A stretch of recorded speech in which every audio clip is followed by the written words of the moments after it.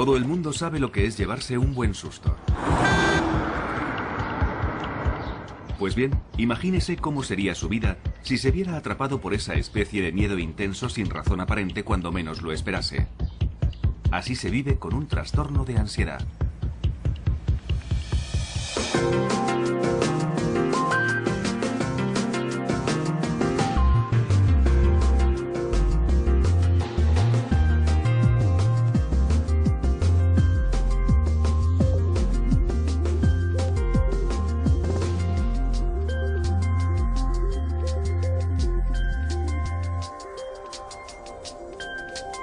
Es normal sentir desasosiego en situaciones angustiosas o peligrosas, pero normalmente pasa rápido y la vida continúa.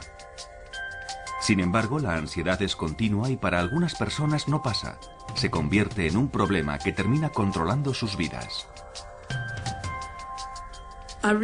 Me di cuenta de que me dejaba llevar por el pánico cada vez que salía de casa. Mi casa era el único lugar seguro, así que si estaba dentro de estas paredes me sentía segura. Incluso tener que ir al buzón era algo tremendo. Sandra Snow tenía 30 y pocos años, estaba felizmente casada y tenía 2 hijos de menos de 5 años cuando la ansiedad empezó a apoderarse de ella. Cada vez que salía y cogía el coche, estaba deseando volver a casa. Y nada más llegar me empezaba a sentir bien. Descansaba un rato y me ponía bien. Después empecé a pensar, no son simples mareos, tiene que ser algo más. Tenía palpitaciones en el coche, me sentía mareada, con náuseas e incómoda.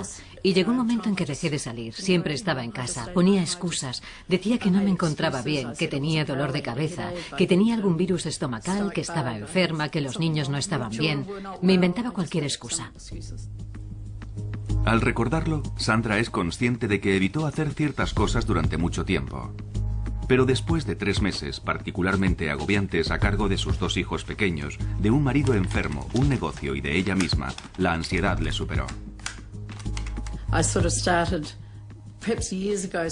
Hace como un año, digamos que empecé a evitar algunas cosas. No quería ir al cine y cosas así, ni estar entre mucha gente. Y además creo que el estrés de cuidar de mi familia también influyó de alguna manera. Durante los 7 años siguientes, Sandra vivió un constante miedo diario a los ataques de pánico que llegaron a controlar su vida. Es una sensación horrible. Por eso la gente dice que debe ser parecido a un infarto. El corazón te late muy rápido y tienes un ligero dolor en el pecho. Te falta la respiración. La cabeza te da vueltas. Te tiemblan las rodillas y no sabes si vas a vomitar porque todo es muy confuso. Tienes el estómago, la cabeza, todo el cuerpo como sobresaltado. Supongo que es una especie de sobresalto, una sensación horrible. En el núcleo de estas sensaciones tan desagradables está la ansiedad y un mecanismo que todos tenemos para sobrevivir al peligro inminente que es luchar o huir. Se conoce como respuesta lucha-huida. La ansiedad es un síntoma normal. Todos somos capaces de experimentarla. Pero en los trastornos de ansiedad, las rutas de dicha ansiedad son demasiado sensibles. Afectan mucho más a la gente que sufre trastornos de ansiedad que a la gente que no tiene esos problemas. Estas rutas de ansiedad afectan a 3 partes principales del cerebro. El estímulo, que históricamente era un animal salvaje y que hoy en día es más parecido a un coche de carreras, llega al cerebro a través de los ojos y la respuesta se coordina en una parte del cerebro conocida como amígdala. Esto activa la parte pensante del cerebro, la corteza prefrontal. A la vez, la célula más primitiva del cerebro se acciona provocando la ansiedad y por consiguiente la respuesta de lucha-huida. Aumenta la tasa cardíaca. La respiración se hace más rápida y se entrecorta. Y los músculos se contraen. Todo ello tiene como objetivo sobrevivir al peligro físico, pero lo que hace es provocar un ataque de pánico por una mala interpretación provocada por los trastornos de ansiedad. Porque si se padece un trastorno de ansiedad, estas partes del cerebro se activan fácilmente.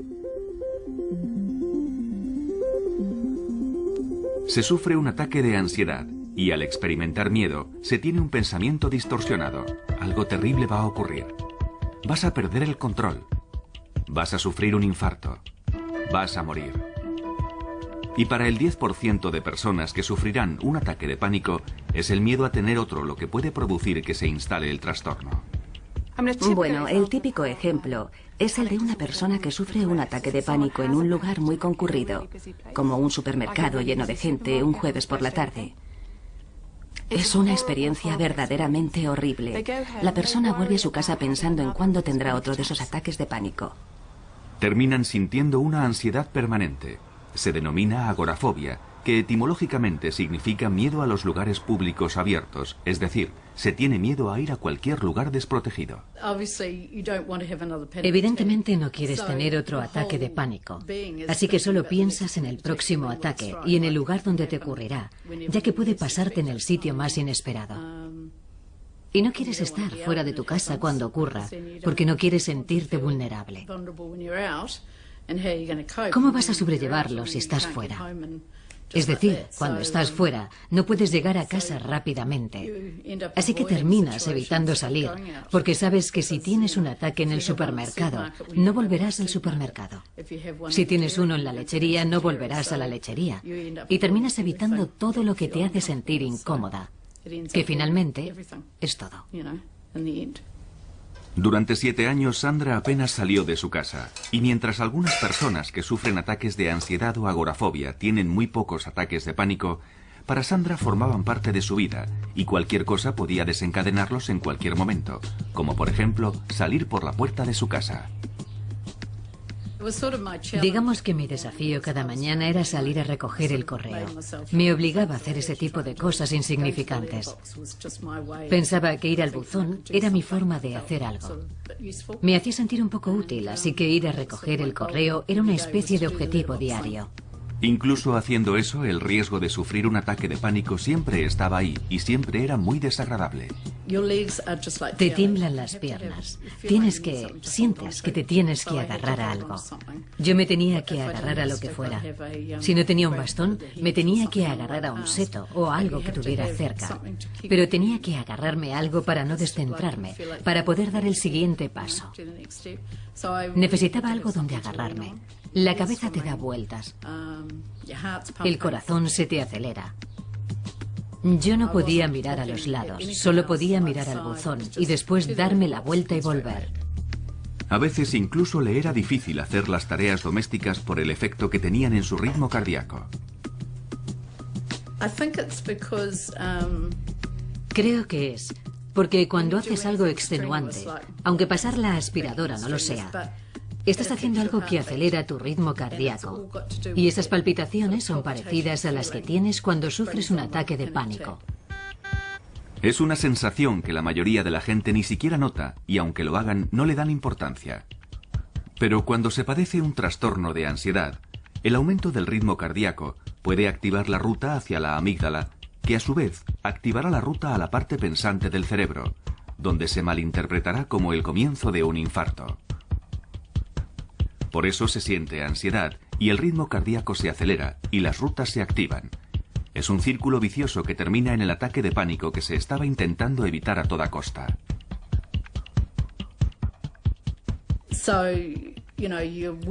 Así que cuando estás activa, sientes que tu corazón va a un ritmo diferente al normal. Y yo solo pensaba en eso.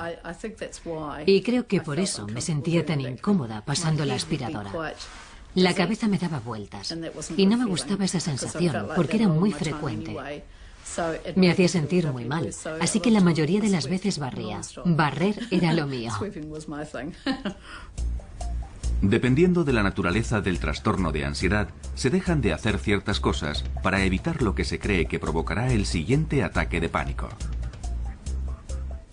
La palabra ratones no se podía decir en casa. Ni ratón. Tampoco podía ver fotografías de esas cosas en la casa por mi miedo a tener un ataque de pánico y morir. 1 de cada 5 personas sufrirá un ataque de pánico en su vida y 1/4 de ese porcentaje padecerá una fobia específica. Muchos saben lo que es sentirse incómodo cerca de una araña o de un perro.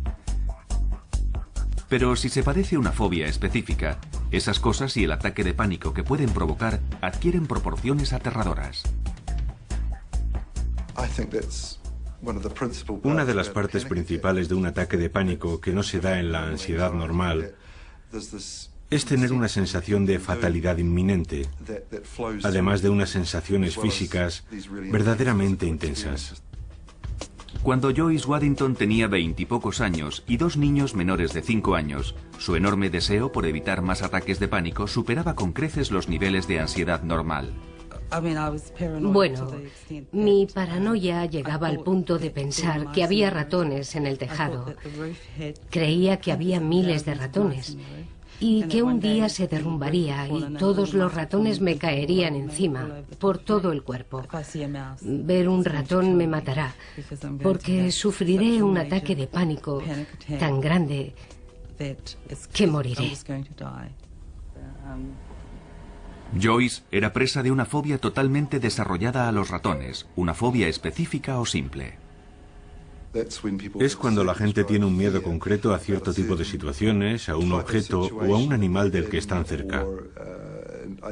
Y al quedar expuestos a ello, o simplemente el pensar en estar cerca, tienen una reacción inmediata de ansiedad, pasan mucho miedo y quieren huir, y terminar con esa situación o resisten con gran dificultad.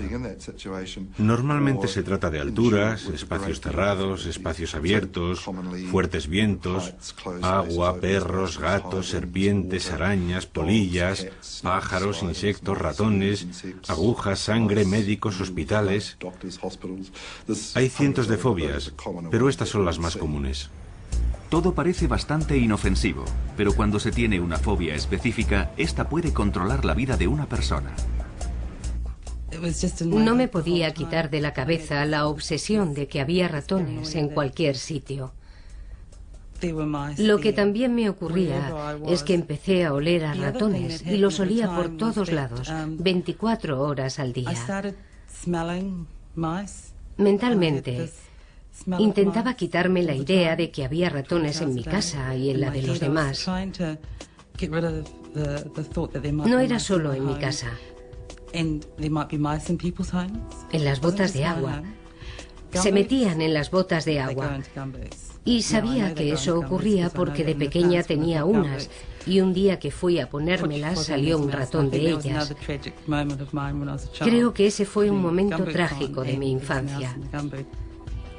Me fui a poner las botas de agua y salió un ratón de una de ellas. Los ratones se meten en cualquier parte y en ese momento me provocaron mucho estrés. Evidentemente, el estrés que Joyce sentía por los ratones era exagerado, pero eso no impidió que controlara su vida intentando evitarlo. Los ratones se meten en las despensas y estuve muchos años sin abrir una. Lo que hacía era poner en la encimera todo lo que normalmente se guarda en los armarios de la cocina y que utilizaba a menudo. O lo ponía en otros sitios para no tener que abrir los armarios. Tazas, platos, sartenes, cualquier cosa que normalmente se pone en una despensa, yo lo tenía en estanterías. Detrás del huidizo comportamiento de Joyce se ocultaba un miedo desesperado por lo que pudiera ocurrir si veía un ratón. Creía que me quedaría sin respiración, que no podría respirar, que me desmayaría en cualquier momento y que me moriría. Esa sería la reacción que tendría si veía un ratón. Recuerdo que en una ocasión me subí a una mesa. Creo que estuve subida unas 6 o 7 horas. Me quedé paralizada. No me podía mover. Creo que se denomina estado catatónico. Es cuando la gente se queda paralizada en un determinado momento. Hay quien tarda un buen rato en salir de ese estado. Yo solo pensaba en que viniera alguien a salvarme y todo terminó bien.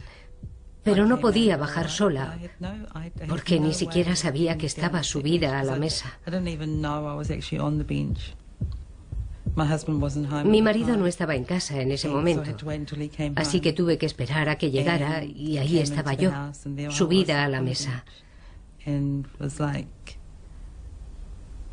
Y se quedó como diciendo, Dios mío, ahora me hace gracia, pero entonces no me hizo ninguna. En cualquier lugar, pero sobre todo fuera de su casa, el miedo a los ratones siempre acompañaba a Joyce. Nunca me sentía segura. Podía estar paseando por la calle y el miedo estaba ahí. No me sentía segura. De hecho, llegó un momento en que conocía mi casa, conocía todos los rincones de mi casa y me aislé mucho. Cuando salía no conocía las casas de otra gente, no las conocía. Joyce terminó por no salir para nada de su casa. Creo que debieron ser unos 11 o 12 años, quizás. No salía de casa. Era más fácil quedarme y no salir, estar en casa con mis hijos. Y sí, supongo que aislarme. El miedo de Joyce a los ratones era muy intenso y no había nada que su marido ni nadie pudiera hacer para que cambiara. El objeto de tu miedo se convierte en algo aterrador y se tiene que evitar a toda costa. Por eso solo piensas en esa parte del problema y no en que pueda haber otras formas de resolverlo. Piensas que te dan mucho miedo los ratones y sabes que es algo que quizás no le ocurre a la mayoría de la gente, pero para ti no hay nada que se pueda hacer al respecto. Y mi marido era muy bueno diciéndome, no, no hay ratones ahí, es todo psicológico.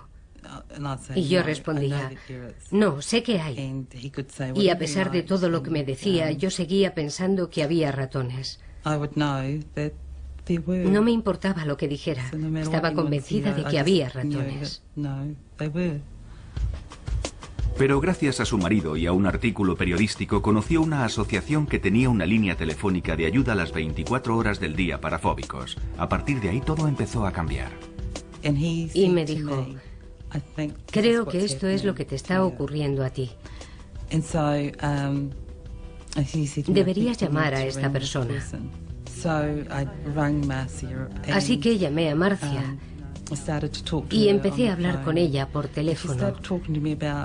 Y me empezó a informar sobre el miedo que padecía. No supe que se trataba de una fobia hasta entonces. Y volví a recuperar mi vida, porque había dejado de tenerla hacía 12 años. Algo hizo que Joyce se diera cuenta de lo que le ocurría, y al ser consciente de que tenía un problema, supo que existía la posibilidad de hacer algo al respecto. Hasta entonces había asumido que el miedo a los ratones era parte de sí misma, por lo que la idea de someterse a un tratamiento nunca se le había pasado por la cabeza. La gente suele sufrir trastornos de ansiedad mucho tiempo antes de ser consciente de ello. Los consideran parte de su personalidad. Piensan, es mi carácter, me preocupo por todo. No lo consideran una enfermedad. No son el tipo de cosas que cuentan al médico. Se va al médico por un dolor de garganta o de extremidades, pero no por ciertos aspectos de la personalidad. Así que estas personas sobrellevan como pueden su preocupación y ansiedad crónica. Por eso muchas personas con trastornos de ansiedad llevan vidas muy limitadas y aisladas en lugar de buscar ayuda. Durante muchos años he hecho de todo para ocultar los síntomas sin saber con seguridad qué ocurría en mi propio cuerpo. Ni siquiera podía reunir la suficiente valentía como para preguntar a alguien ¿qué me está pasando? Asumí que era algo normal. A menudo suelen padecer diversos trastornos de ansiedad y pueden ser desesperantes. Si no se ha sufrido un trastorno de ansiedad, no es fácil comprender la intensidad que pueden llegar a alcanzar la angustia y el miedo. La preocupación acaba acaparando todo el tiempo. No es una preocupación sobre ciertos hechos aterradores que puedan ocurrir, sino sobre todo. Así que se pasan el día preocupados por una gran variedad de cosas y no duermen. Son personas irritables, están muy tensos permanentemente y su cerebro nunca descansa. Y de forma parecida, la ansiedad social no es solo un problema de timidez, impide a la gente vivir su vida. No van a entrevistas, no progresan en su carrera, no les gusta hacer amistades porque no les gusta sobreactuar, ni pedir a nadie que salga con ellos, ni les gusta comer en público, no les gusta firmar tarjetas de crédito con alguien mirándoles. Afecta a todas las parcelas de su vida. Es una enfermedad horrible. Grant Cooper, de 41 años de edad, estuvo aislado durante muchos años debido a su fobia social. Hace 18 meses se sometió a un tratamiento intensivo que le está permitiendo recuperar cierto control sobre su vida. Pero aún recuerda su último ataque de pánico en un partido internacional de cricket al que fue con unos amigos. Estaba sentado en la tribuna y tenía suficiente espacio a mi alrededor. No había demasiada gente, así que estaba bien. Pero cuando llegaron los demás, nuestros asientos estaban en medio de una fila y estábamos rodeados de gente. Y en ese momento empecé a pensar, vaya, va a ser difícil levantarme y avanzar con tanta gente, pero voy a levantarme para ir a comprar unas cervezas. No sé si podré atravesar las abarrotadas gradas sin tambalearme y derramar la cerveza. Y fue entonces cuando empecé a sentirme muy tenso y angustiado. Empecé a tener síntomas muy fuertes en las piernas. Las tenía muy tensas. Y en las 2 horas que duró el partido estuve más concentrado en las sensaciones de mi cuerpo que en el partido de cricket. Durante años, Grant había intentado sobrellevar su ansiedad solo. Incluso cuando se dio cuenta de que tenía un problema, fue reacio a hablar de sus síntomas. A menudo son enfermedades que se padecen en silencio. El trastorno de ansiedad generalizada se suele padecer durante 20 o 25 años antes de ser tratado. Esas personas viven con un exceso de preocupación. Y en algunos casos la fobia social se suele sufrir 10 o 15 años antes de que se trate.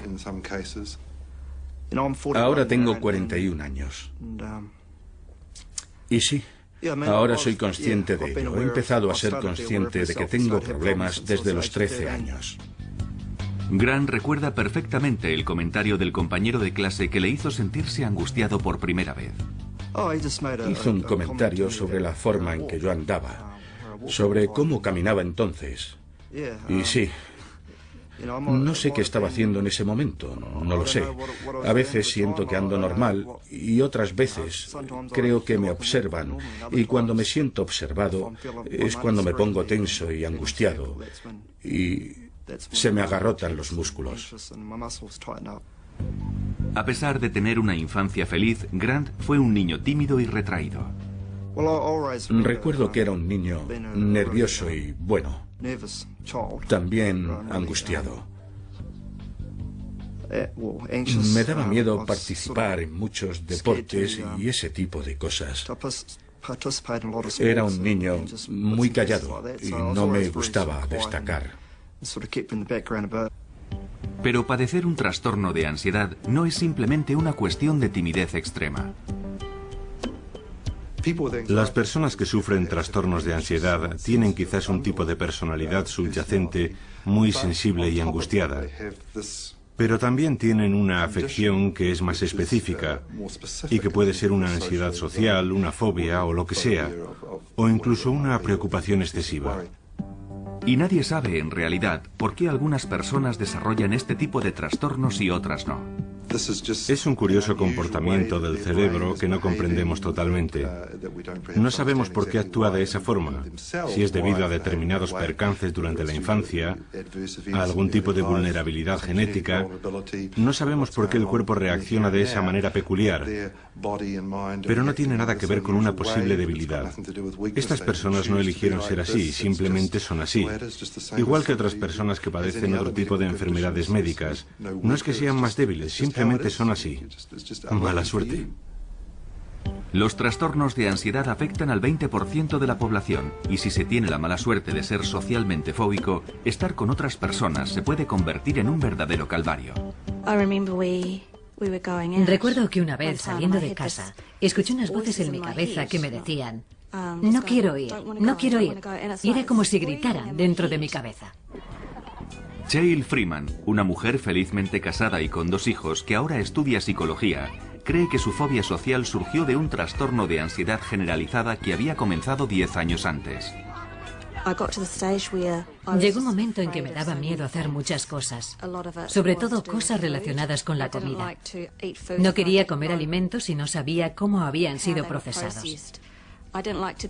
No quería ser la primera en comer algo. Me daba miedo que algo estuviera envenenado. Y también ir al baño. Recuerdo que en una acampada tenía miedo de que alguien hubiera podido envenenar el papel higiénico. Algo bastante irracional. Por esa época, Cheryl tuvo uno de sus extraños ataques de pánico. Había comido unos frutos secos y empecé a sentir que me hinchaba. Aparte de que uno se hinche por dentro, yo creía que me estaba hinchando por fuera. Así que me fui a mirar en el espejo y me miraba y me volví a mirar y empecé a notar los síntomas. El corazón se empezó a acelerar, así que llamé a una ambulancia y me llevaron al hospital. Me conectaron a un monitor cardíaco y mi corazón iba a 100 por hora. Me asusté mucho. Creía que me moría. Cuando tuvo el siguiente ataque de pánico, el trastorno de ansiedad de Cheryl ya se había convertido en una fobia social. Me daba miedo ser juzgada y criticada por otras personas. Sentía que todo el mundo me miraba, que no era lo suficientemente buena. Ese miedo a lo que otra gente pudiera pensar de ella le provocó una grave reacción física. Si íbamos a algún sitio donde hubiera más gente, pensaba, no les gusto, no les gusto. Y empezaba a tener un ataque de pánico.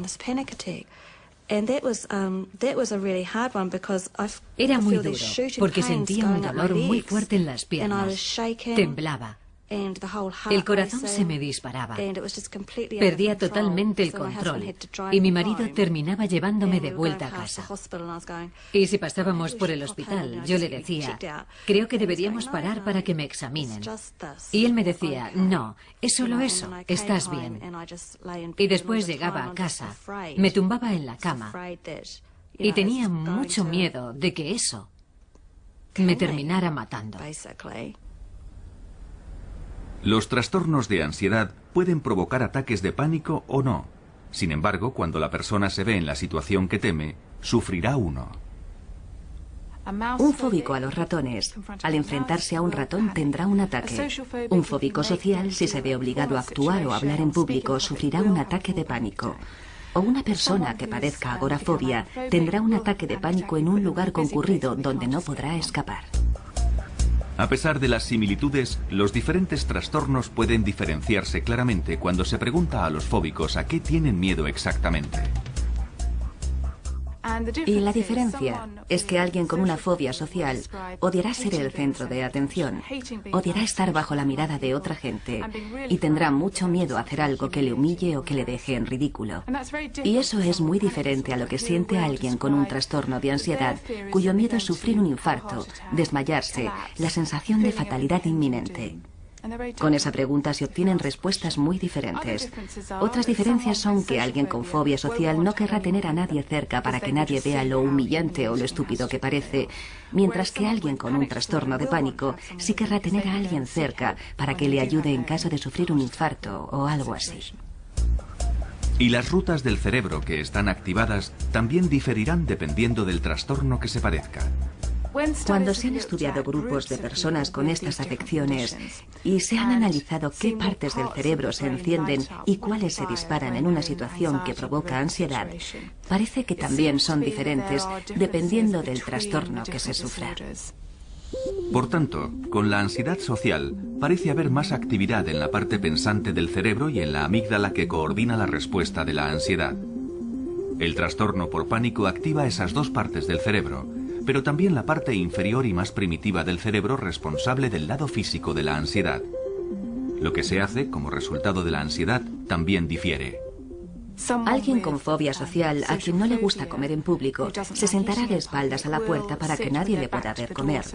Mientras que alguien con un trastorno de pánico se sentará muy cerca de la puerta para poder salir corriendo si sufre un ataque de pánico.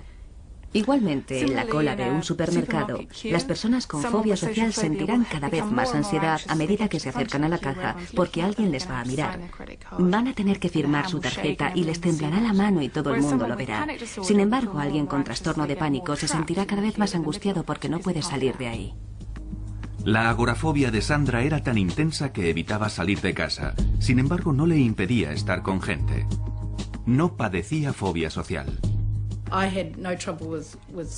No tenía problemas con los grupos sociales, pero salir y dejar la seguridad de mi casa era mi zona segura. Necesitaba el contacto con la gente, porque yo soy una persona muy sociable, igual que mi marido.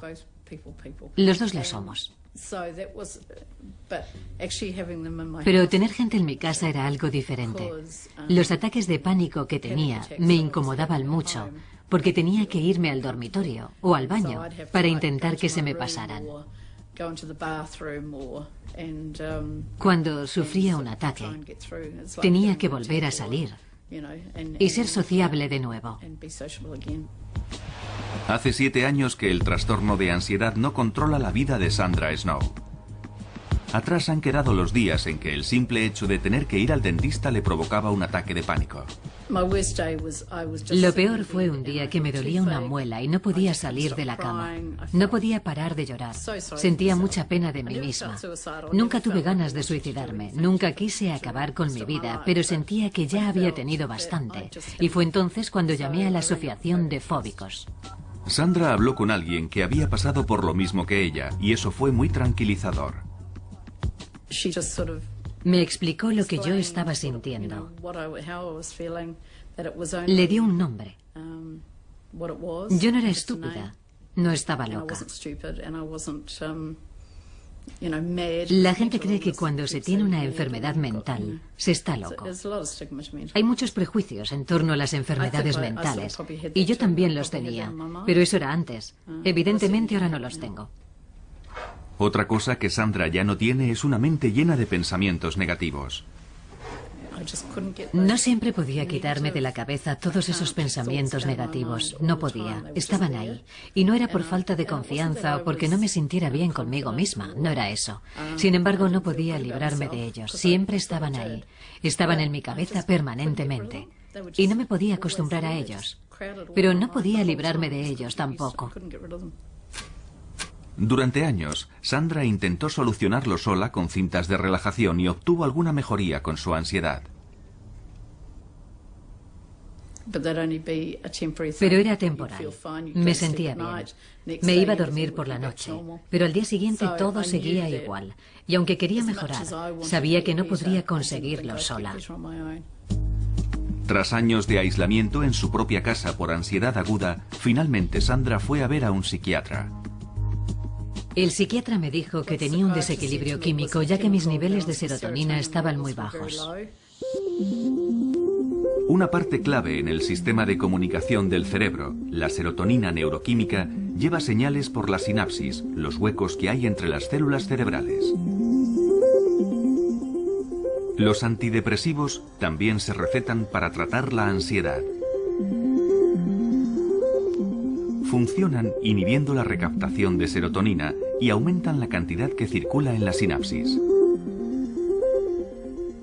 Las rutas de la serotonina en el cerebro comienzan en su parte primitiva, el cerebro central, y lo atraviesan. Y eso explica que el aumento de los niveles de serotonina tenga efectos beneficiosos en todos esos sistemas. Sandra no estaba muy convencida acerca de la medicación. Estuve llorando todo el camino de regreso a casa, pero sentía que era lo correcto. Sentía que estaba haciendo algo positivo y en el fondo me sentía bien. Y a pesar de que no fue fácil al principio, la vida de Sandra empezó a cambiar lentamente. Las primeras 2 semanas me sentía fatal, no me sentía bien y pensaba, ¿habré hecho lo correcto? Y después, poco a poco, empezó a apetecerme salir. Sentía que podía hacerlo y no me encontraba enferma ni incómoda. Poco a poco empezamos a dar pequeños paseos en coche, caminando por el barrio, y todo se fue arreglando. La medicación es uno de los 2 tratamientos principales para los trastornos de ansiedad y a menudo se combina.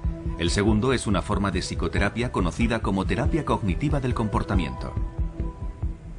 Creemos que la terapia cognitiva del comportamiento rompe las rutas que afianzan y establecen estos trastornos.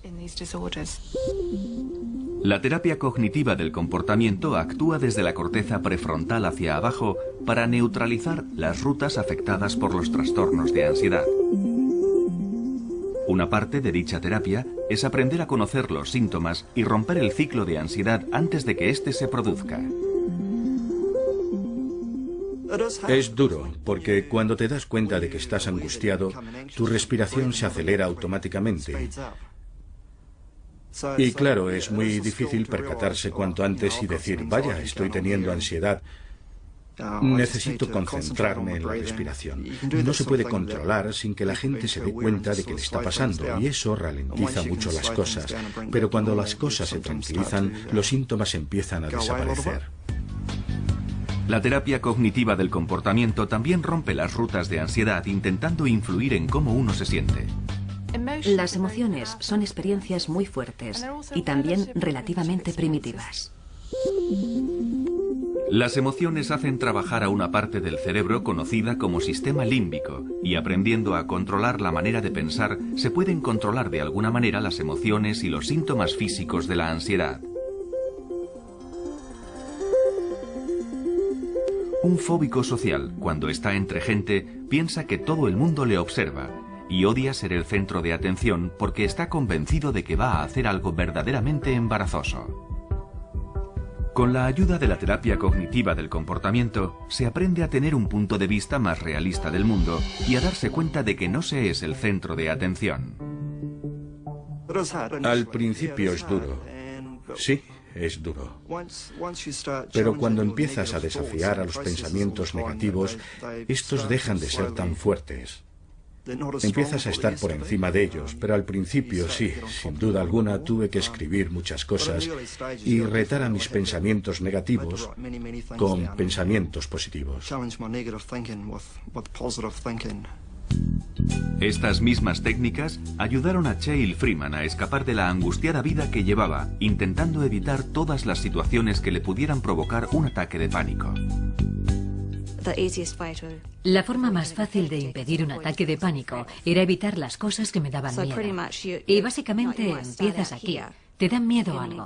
Así que estás aquí y tu pequeña caja se hace cada vez más pequeña hasta que tu vida es así. Y mientras estés dentro de esa caja pequeña, estás completamente bien. No es una gran vida. No hay muchas cosas de las que disfrutar. Los estudios han demostrado que tanto la terapia cognitiva del comportamiento llevada a cabo correctamente como la medicación son tratamientos eficaces para el 60 o el 70% de la gente que padece trastornos de ansiedad. La terapia cognitiva fue una parte esencial en la recuperación de Cheryl, ya que le ayudó a superar su dependencia. Tienes que intentar volver a confiar en tu forma de pensar. Y hasta que lo consigues, utilizas el pensamiento de otras personas. Pero sí, esa es una parte muy importante del proceso para llegar a la etapa en la que puedes pensar, vaya, se me está acelerando el corazón, ¿por qué? Ah, vale, porque he subido escaleras. O puedes estar en una situación en la que te sientes alterado o nervioso y piensas, bueno, no pasa nada porque esté nervioso, todo el mundo puede estar nervioso. Hay que aprender a confiar en uno mismo. Cheryl combinó la terapia cognitiva del comportamiento con otras técnicas como el Reiki, la relajación y la meditación. Sin embargo, cree que fue la medicación a la que al principio fue tan reacia la que le ayudó a poner toda la teoría en práctica. Hice muchas cosas porque tenía miedo de la medicación. Era uno de mis miedos generalizados. Me había propuesto hacerlo de una manera natural y lo quería conseguir para decir al mundo, se puede hacer así, no hace falta la medicación. Pero Cheryl fue finalmente a un psiquiatra que le dijo que también sufría una depresión. No le creí, pero tenía razón, porque la vida no me parecía divertida. No tenía alegría. No tenía felicidad. No tenía felicidad en mi interior. No la tenía. Así que estaba deprimida y muy angustiada. Cheryl empezó a tomar la medicación y tras varios meses aumentando gradualmente las dosis, consiguió controlar su ansiedad. La primera vez que me di cuenta fue en una boda. En la iglesia estaba muy contenta y pensé, vaya, esto está bien. Y después, durante la cena, comí. Y comí lo que habían puesto, todos los platos. Y bebí un par de copas de vino y hasta bailé. Estaba muy relajada y pensé, es fantástico.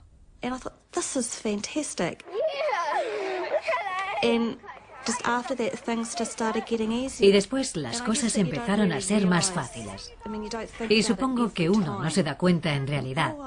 Es decir, no piensas todo el rato, vaya, lo he vuelto a hacer. Pero siempre te emocionas un poco. Piensas, sí, lo he hecho. Puede que a veces las cosas no salgan bien, pero tienes que pensar, de acuerdo, es un paso atrás. Pero con el tiempo, los buenos momentos empiezan a superar a los malos. Y llega un día en que deja de haber malos momentos. Dependiendo del trastorno de ansiedad que se padezca, otro posible tratamiento es la exposición gradual al objeto del miedo, lo que se conoce como terapia de exposición gradual. Forma parte de la terapia cognitiva del comportamiento y Joyce Waddington se estaba sometiendo a ella sin darse cuenta.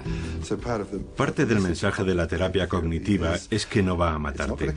Es desagradable, lo reconocemos, pero se puede aprender de ella y te puede enseñar técnicas para aprender a tolerar y a sobrellevar estos sentimientos. Al obligarse a permanecer en esa situación, el cuerpo se acostumbra a estos intensos sentimientos de miedo y ansiedad. Y no empeoran, sino que finalmente desaparecen. Y con cada exposición, la calma llega más rápidamente. Confeccionar ratones de trapo fue la terapia de exposición gradual de Joyce, y el primero fue el más difícil. Me sentía como si estuviera haciendo un ratón de verdad. Como si fuera un ratón verdadero. Creo que hasta tuve palpitaciones. Fue extraño ponerle la cola porque me parecía una cola de verdad. Cuando lo tuve entre mis manos, no quería volver a tocar un ratón nunca más. Tener un ratón entre mis manos. Creo que ese fue el peor momento. Pero con el tiempo fue cada vez más fácil. Me hice muy creativa y empecé a confeccionar otros animales también. Y a partir de ahí, mejoré mucho.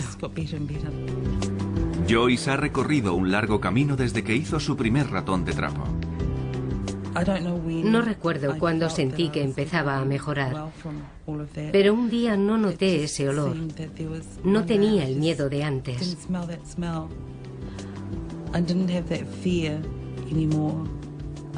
Y empecé a salir, a vivir. Podía conducir.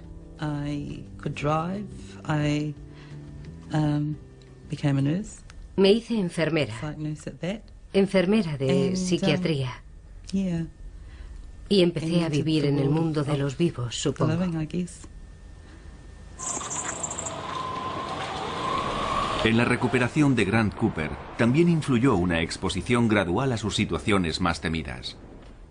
Las primeras veces, el simple hecho de ir andando a la ciudad con un grupo de gente era muy difícil. Se me agarrotaban los músculos de las piernas. Era muy difícil porque intentaba concentrarme en mi respiración y en todas las cosas que había aprendido. Pero era muy difícil hacerlo todo al mismo tiempo. Pero sí, como he comentado, cuanto más lo hacía, más fácil era. Y después hice muchos ejercicios yo solo, como caminar por mi barrio o ir a la parada del autobús y ese tipo de cosas que normalmente evitaba hacer. Sin prisa pero sin pausa, Grant está retomando la vida que la mayoría damos por supuesta. Nunca me recuperaré totalmente, pero por lo menos puedo controlar la ansiedad. He podido retomar mi vida y estoy deseando volver a trabajar en el futuro.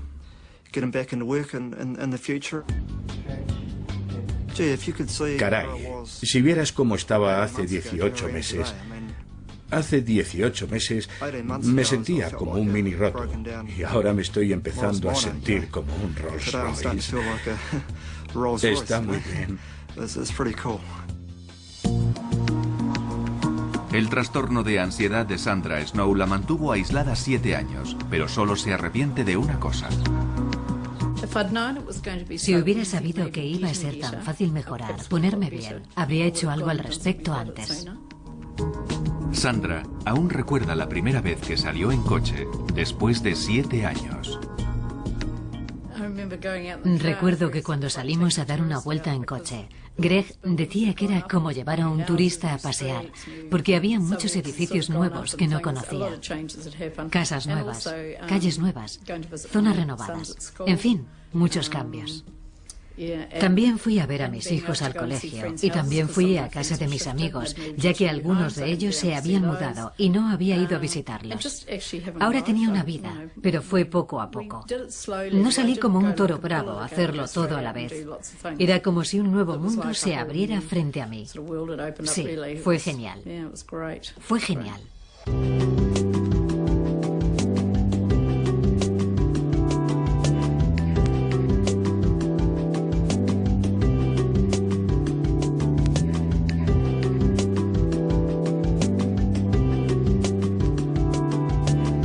Terminaba llevándome de vuelta a casa. Y si pasábamos por el hospital, yo le decía, creo que deberíamos parar para que me examinen. Y él me decía, no, es solo eso, estás bien.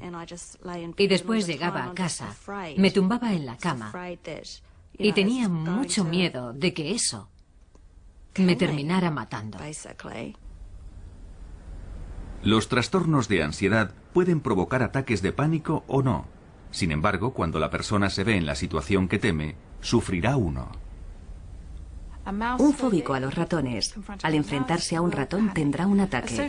Un fóbico social, si se ve obligado a actuar o hablar en público, sufrirá un ataque de pánico. O una persona que padezca agorafobia tendrá un ataque de pánico en un lugar concurrido donde no podrá escapar.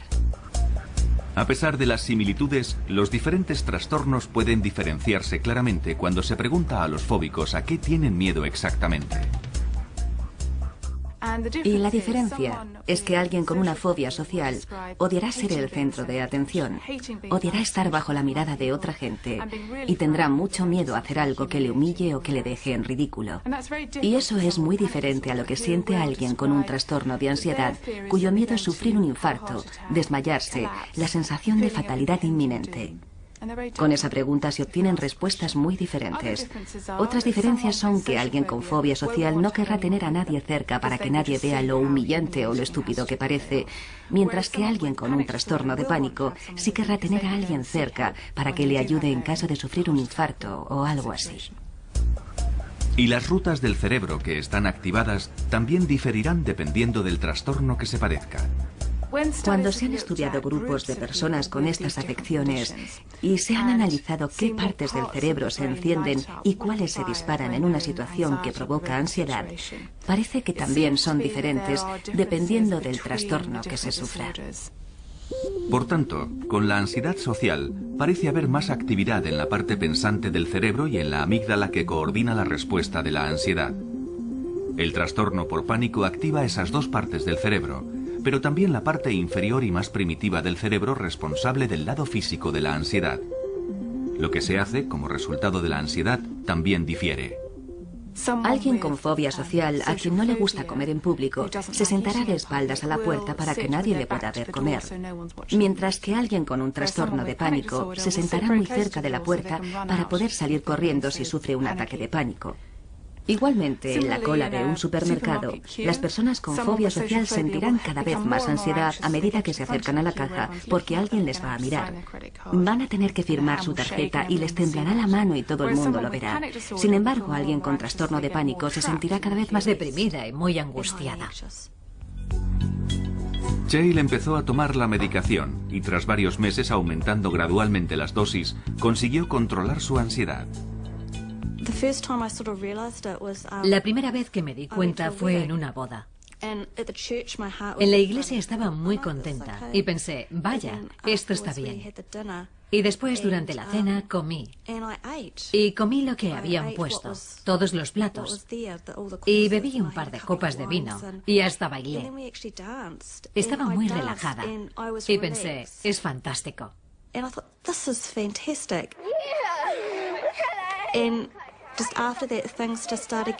Y después las cosas empezaron a ser más fáciles. Y supongo que uno no se da cuenta en realidad. Es decir, no piensas todo el rato, vaya, lo he vuelto a hacer. Pero siempre te emocionas un poco. Piensas, sí, lo he hecho. Puede que a veces las cosas no salgan bien, pero tienes que pensar, de acuerdo, es un paso atrás. Pero con el tiempo, los buenos momentos empiezan a superar a los malos. Y llega un día en que deja de haber malos momentos. Dependiendo del trastorno de ansiedad que se padezca, otro posible tratamiento es la exposición gradual al objeto del miedo, lo que se conoce como terapia de exposición gradual. Forma parte de la terapia cognitiva del comportamiento y Joyce Waddington se estaba sometiendo a ella sin darse cuenta. Parte del mensaje de la terapia cognitiva es que no va a matarte. Es desagradable, lo reconocemos, pero se puede aprender de ella y te puede enseñar técnicas para aprender a tolerar y a sobrellevar estos sentimientos. Al obligarse a permanecer en esa situación, el cuerpo se acostumbra a estos intensos sentimientos de miedo y ansiedad. Y no empeoran, sino que finalmente desaparecen. Y con cada exposición, la calma llega más rápidamente.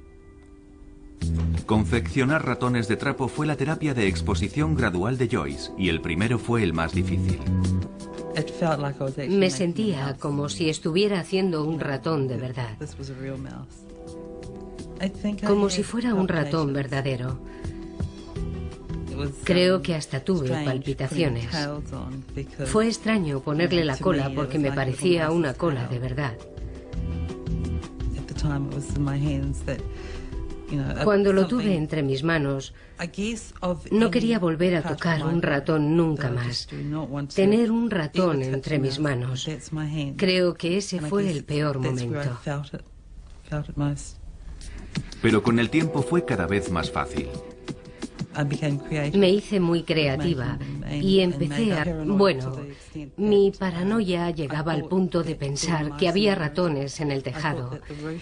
Creía que había miles de ratones y que un día se derrumbaría y todos los ratones me caerían encima, por todo el cuerpo. Ver un ratón me matará, porque sufriré un ataque de pánico tan grande que moriré.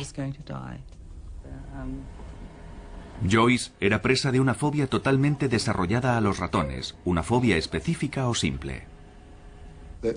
Es cuando la gente tiene un miedo concreto a cierto tipo de situaciones, a un objeto o a un animal del que están cerca.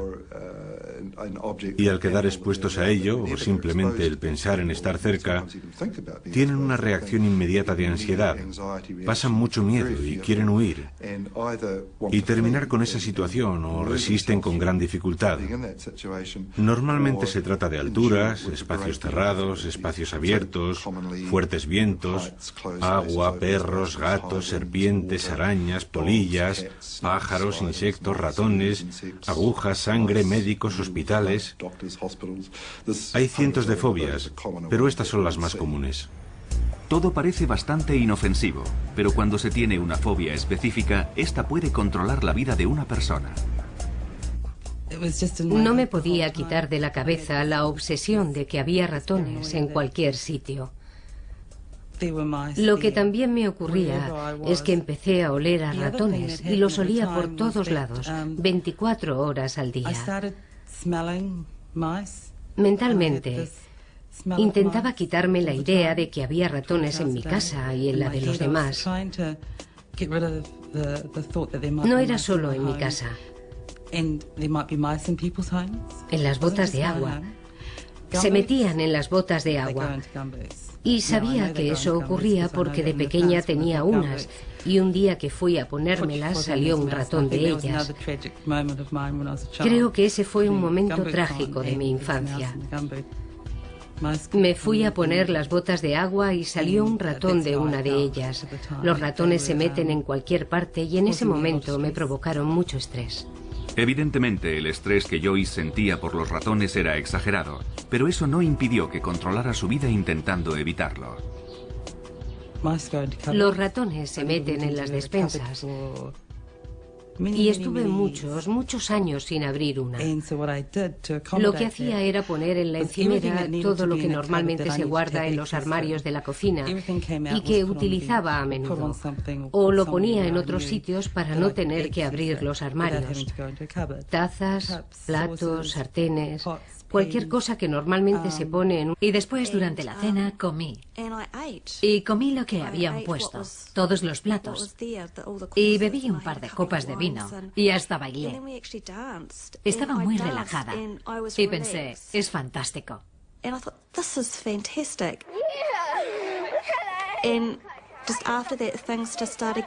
Y después las cosas empezaron a ser más fáciles. Y supongo que uno no se da cuenta en realidad. Es decir, no piensas todo el rato, vaya, lo he vuelto a hacer. Pero siempre te emocionas un poco. Piensas, sí, lo he hecho. Puede que a veces las cosas no salgan bien, pero tienes que pensar, de acuerdo, es un paso atrás. Pero con el tiempo, los buenos momentos empiezan a superar a los malos. Y llega un día en que deja de haber malos momentos. Dependiendo del trastorno de ansiedad que se padezca, otro posible tratamiento es la exposición gradual al objeto del miedo, lo que se conoce como terapia de exposición gradual. Forma parte de la terapia cognitiva del comportamiento y Joyce Waddington se estaba sometiendo a ella sin darse cuenta. Parte del mensaje de la terapia cognitiva es que no va a matarte. Es desagradable, lo reconocemos, pero se puede aprender de ella y te puede enseñar técnicas para aprender a tolerar y a sobrellevar estos sentimientos.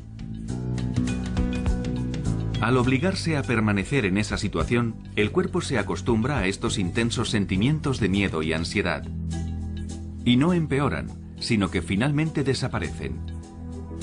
Y con cada exposición, la calma llega más rápidamente. Confeccionar ratones de trapo fue la terapia de exposición gradual de Joyce, y el primero fue el más difícil.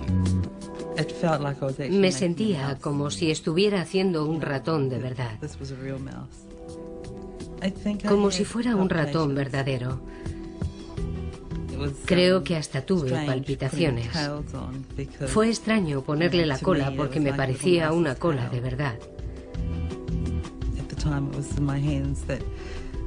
Cuando lo tuve entre mis manos, no quería volver a tocar un ratón nunca más. Tener un ratón entre mis manos. Creo que ese fue el peor momento.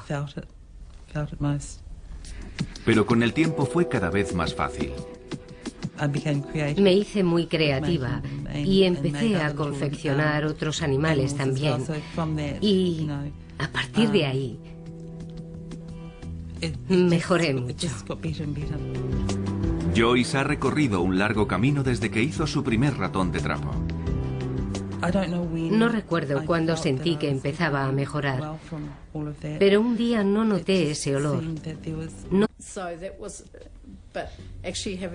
Pero tener gente en mi casa era algo diferente. Los ataques de pánico que tenía me incomodaban mucho, porque tenía que irme al dormitorio o al baño para intentar que se me pasaran.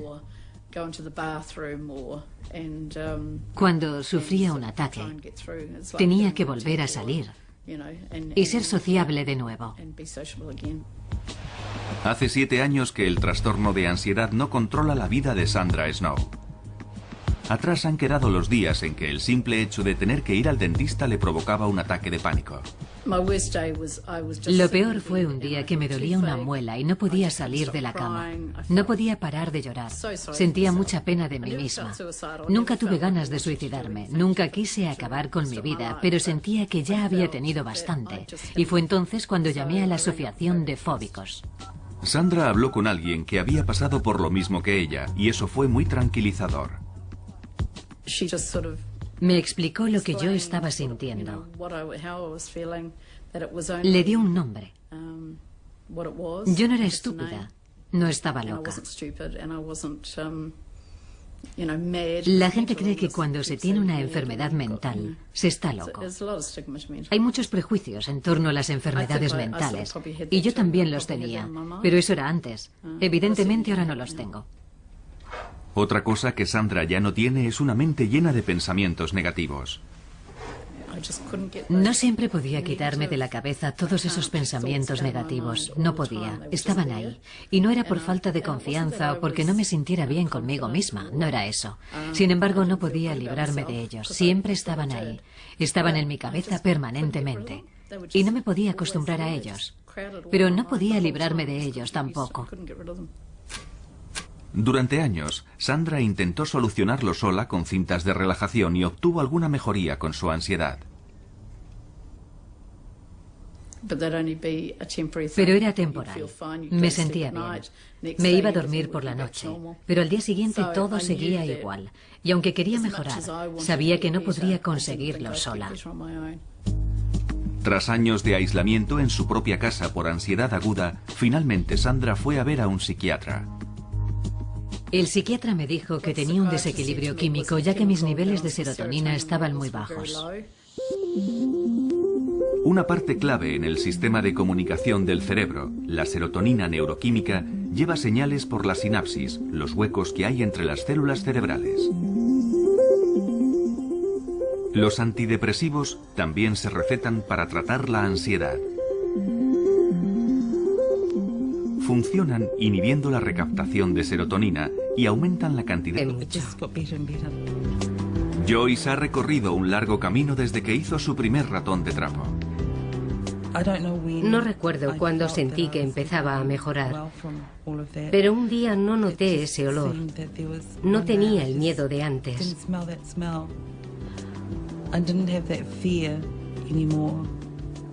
Y empecé a salir, a vivir. Podía conducir.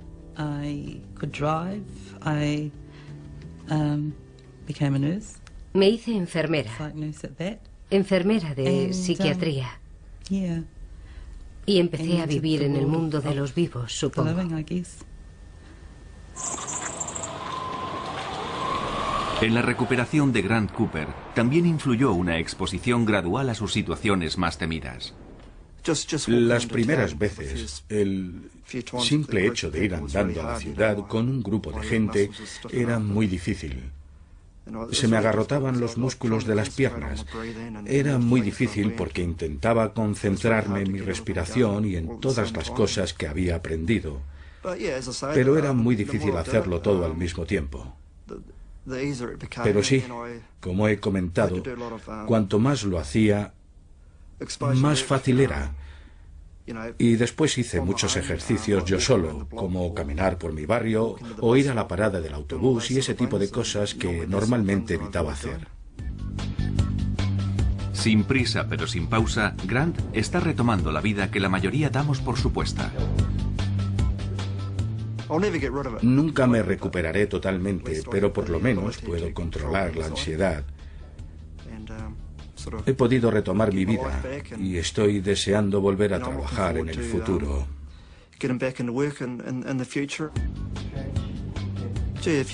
Caray, si vieras cómo estaba hace 18 meses. Hace 18 meses me sentía como un mini roto y ahora me estoy empezando a sentir como un Rolls Royce. Está muy bien. El trastorno de ansiedad de Sandra Snow la mantuvo aislada 7 años, pero solo se arrepiente de una cosa. Si hubiera sabido que iba a ser tan fácil mejorar, ponerme bien, habría hecho algo al respecto antes. Sandra aún recuerda la primera vez que salió en coche, después de 7 años. Recuerdo que cuando salimos a dar una vuelta en coche, Greg decía que era como llevar a un turista a pasear, porque había muchos edificios nuevos que no conocía. Casas nuevas, calles nuevas, zonas renovadas, en fin, muchos cambios. Una de cada 5 personas sufrirá un ataque de pánico en su vida y un cuarto de ese porcentaje padecerá una fobia específica. Muchos saben lo que es sentirse incómodo cerca de una araña o de un perro. Pero si se padece una fobia específica, esas cosas y el ataque de pánico que pueden provocar adquieren proporciones aterradoras. Una de las partes principales de un ataque de pánico que no se da en la ansiedad normal es tener una sensación de fatalidad inminente, además de unas sensaciones físicas verdaderamente intensas. Cuando Joyce Waddington tenía 20 y pocos años y 2 niños menores de 5 años, su enorme deseo por evitar más ataques de pánico superaba con creces los niveles de ansiedad normal. Bueno, mi paranoia llegaba al punto de pensar que había ratones en el tejado. Creía que había miles de ratones y que un día se derrumbaría y todos los ratones me caerían encima, por todo el cuerpo. Ver un ratón me matará, porque sufriré un ataque de pánico tan grande que moriré. Joyce era presa de una fobia totalmente desarrollada a los ratones, una fobia específica o simple. Es cuando la gente tiene un miedo concreto a cierto tipo de situaciones, a un objeto o a un animal del que están cerca. Y al quedar expuestos a ello, o simplemente el pensar en estar cerca, tienen una reacción inmediata de ansiedad, pasan mucho miedo y quieren huir, y terminar con esa situación o resisten con gran dificultad. Normalmente se trata de alturas, espacios cerrados, espacios abiertos, fuertes vientos, agua, perros, gatos, serpientes, arañas, polillas, pájaros, insectos, ratones, agujas, sangre, médicos, hospitales. Hay cientos de fobias, pero estas son las más comunes. Todo parece bastante inofensivo, pero cuando se tiene una fobia específica, esta puede controlar la vida de una persona.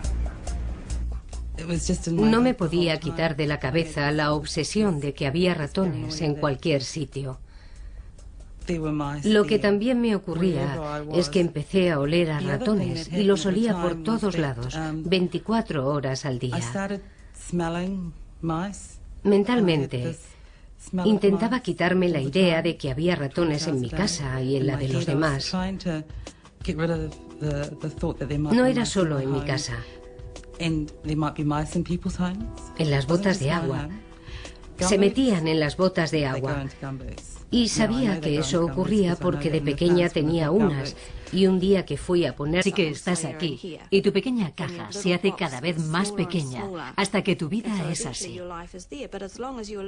Y mientras estés dentro de esa caja pequeña, estás completamente bien.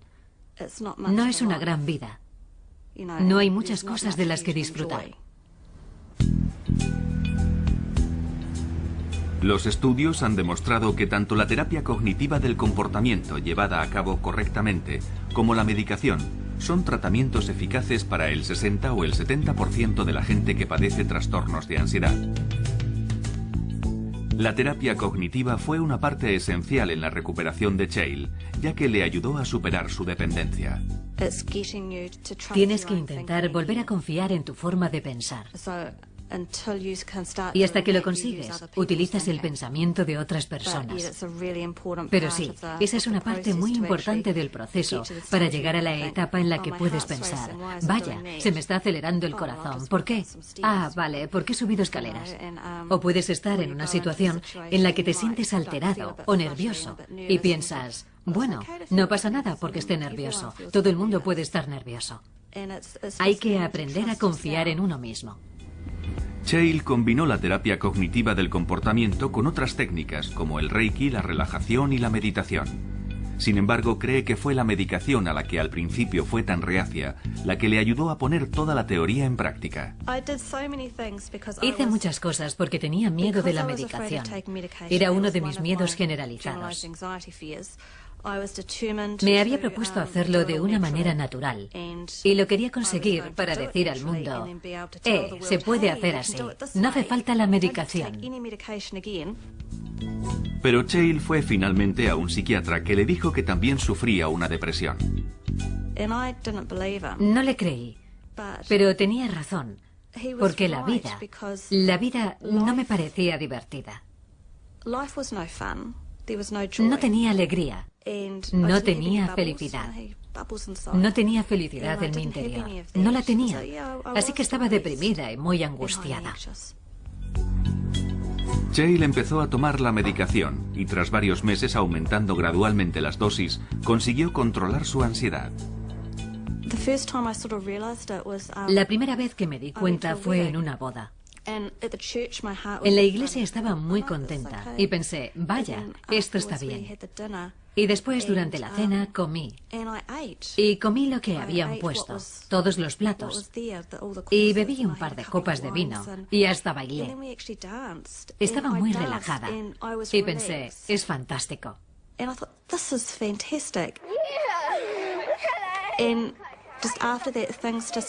Estas sensaciones tan desagradables está la ansiedad y un mecanismo que todos tenemos para sobrevivir al peligro inminente que es luchar o huir. Se conoce como respuesta lucha-huida. La ansiedad es un síntoma normal.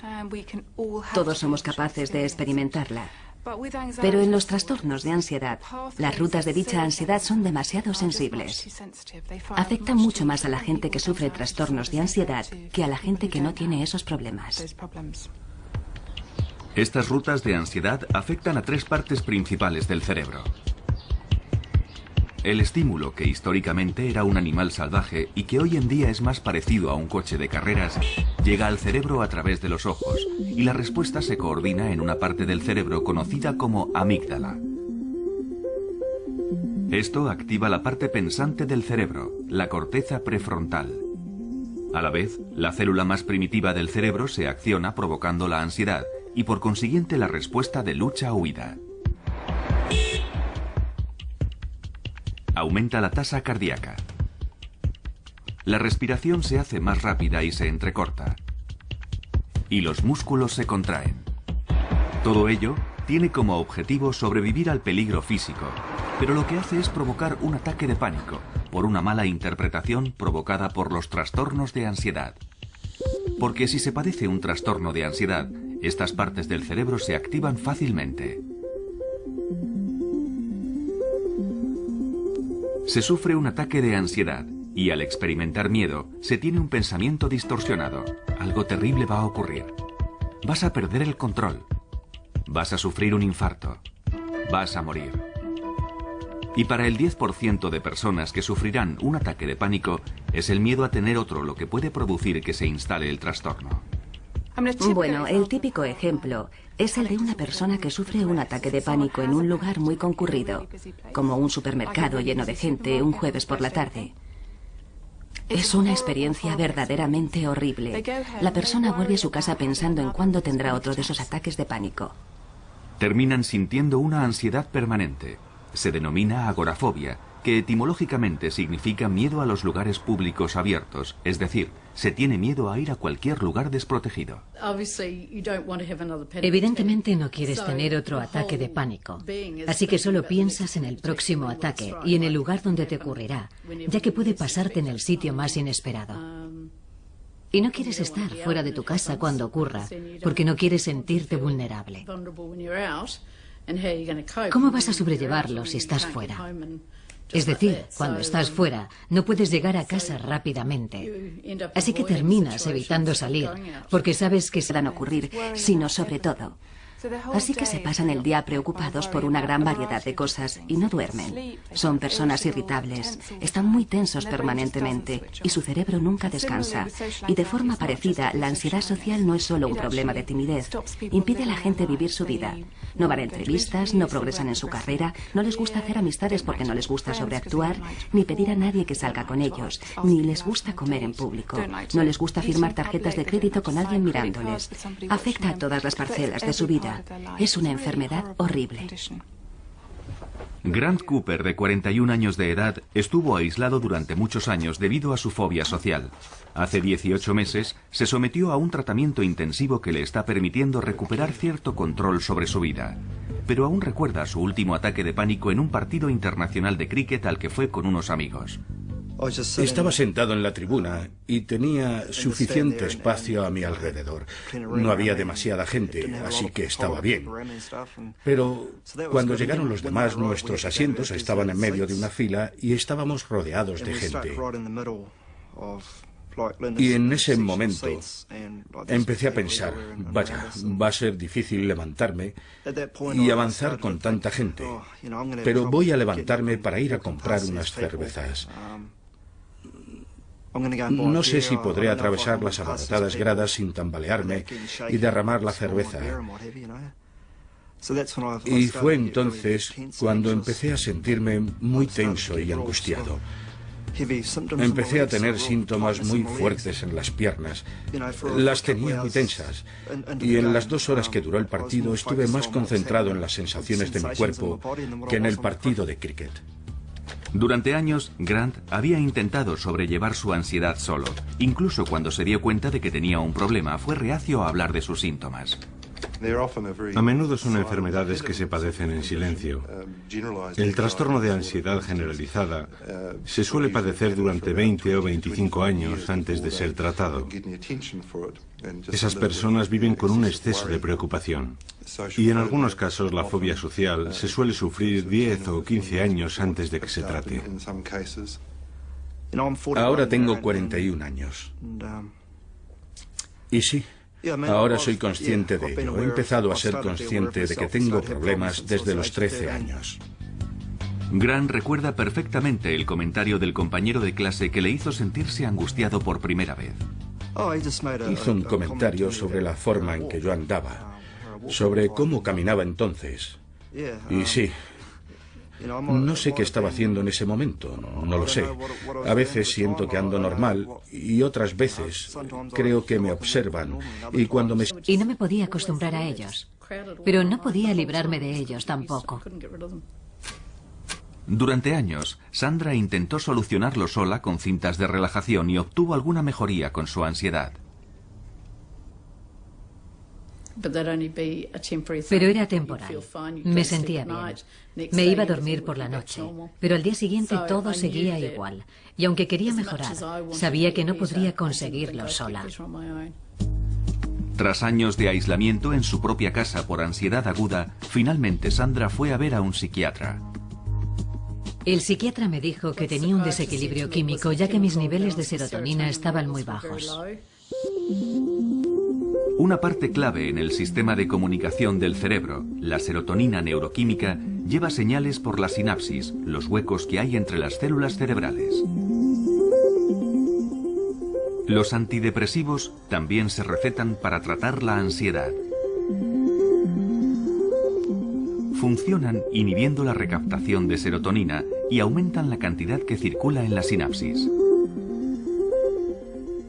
Las rutas de la serotonina en el cerebro comienzan en su parte primitiva, el cerebro central, y lo atraviesan. Y eso explica que el aumento de los niveles de serotonina tenga efectos beneficiosos en todos esos sistemas. Sandra no estaba muy convencida acerca de la medicación. Estuve llorando todo el camino de regreso a casa, pero sentía que era lo correcto. Sentía que estaba haciendo algo positivo y en el fondo me sentía bien. Y a pesar de que no fue fácil al principio, la vida de Sandra empezó a cambiar lentamente. Las primeras 2 semanas me sentía fatal, no me sentía bien y pensaba, ¿habré hecho lo correcto? Y después, poco a poco, empezó a apetecerme salir. Sentía que podía hacerlo y no me encontraba enferma ni incómoda. Poco a poco empezamos a dar pequeños paseos en coche, caminando por el barrio, y todo se fue arreglando. La medicación es uno de los 2 tratamientos principales para los trastornos de ansiedad y a menudo se combina. El segundo es una forma de psicoterapia conocida como terapia cognitiva del comportamiento. Creemos que la terapia cognitiva del comportamiento rompe las rutas que afianzan y establecen estos trastornos. La terapia cognitiva del comportamiento actúa desde la corteza prefrontal hacia abajo para neutralizar las rutas afectadas por los trastornos de ansiedad. Una parte de dicha terapia es aprender a conocer los síntomas y romper el ciclo de ansiedad antes de que éste se produzca. Es duro, porque cuando te das cuenta de que estás